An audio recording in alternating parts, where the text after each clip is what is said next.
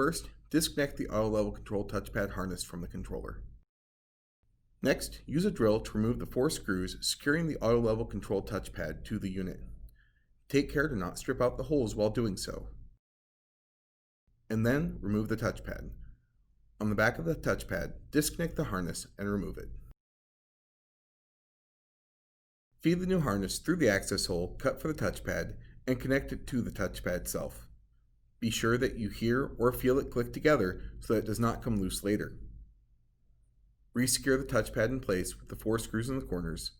Be careful when doing so to not over-tighten the screws, as this could damage the mounting holes.